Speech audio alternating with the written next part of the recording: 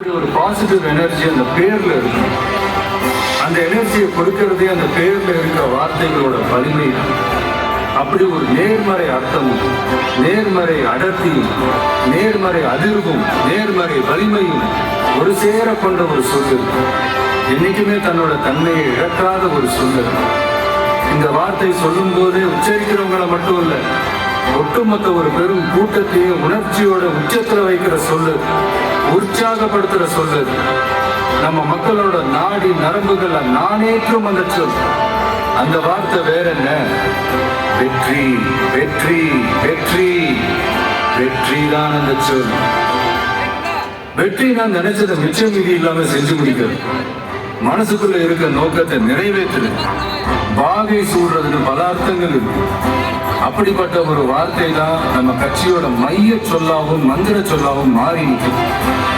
அப்புறம் நம்ம கட்சியோட முதல் சொல் தமிழகம். நம்ம மக்களுக்கான அடையாளத்தையும் அங்கீகாரத்தையும் சொல்ற மாதிரி ஒரு வார்த்தை நம்ம கட்சி பேரோட முதல் வார்த்தையா இருக்கணும்னு முடிவு பண்ணி தேர்ந்தெடுத்தது தான் இந்த தமிழகம்ன்ற வார்த்தை. தமிழகம்னா தமிழர்களின் அகம், தமிழர்கள் வாழும் இடம்னு சொல்லலாம். புறநானூர்ல, சிலப்பதிகாரத்துல, மணிமேகலையில, பதிற்று பத்தல்னு நம்மளோட பல இலக்கியங்கள்ல இடம்பிடிச்ச ஒரு வார்த்தை தான் இந்த தமிழகம்னு தமிழை ஒழுங்கா முறையா ஆழமா படிச்ச நிறைய பேர் நமக்கு சொல்லி தந்திருக்காங்க.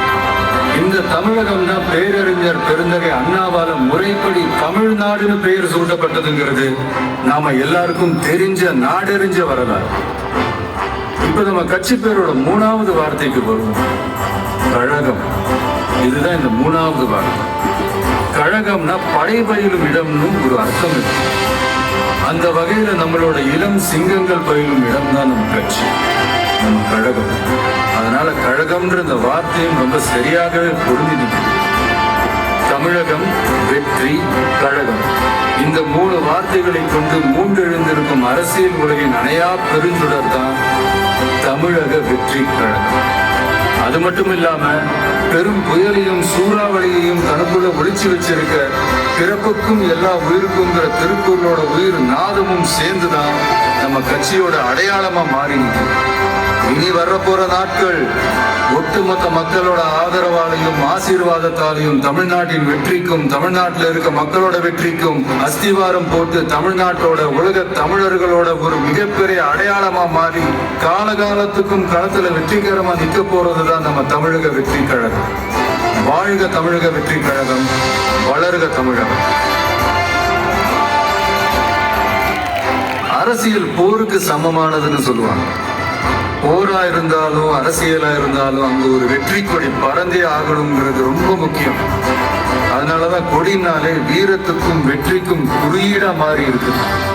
நம்ம கட்சி கொடியை பத்தி யோசிச்சப்ப நமக்கு என்னெல்லாம் தோணுச்சுங்கிறது உங்ககிட்ட பகிர்ந்துக்கத்தான் இந்த பதிவு.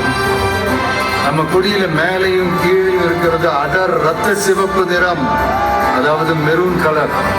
பொதுவாகவே சிவப்பு நிறம் புரட்சியின் குறியீடு. அந்த கேட்டகரியில வர மெரூன் கலர் எல்லாரோட கவனத்தையும் பளிச்சுன்னு ஈஸியா ஈர்க்கிற ஒரு நிறம். கட்டுப்பாட்டை குறிக்கிற கலர், பொறுப்புணர்வு சொல்ற கலர், சிந்தனை திறனை சொல்ற கலர், செயல் தீவிரத்தை சொல்ற கலர்.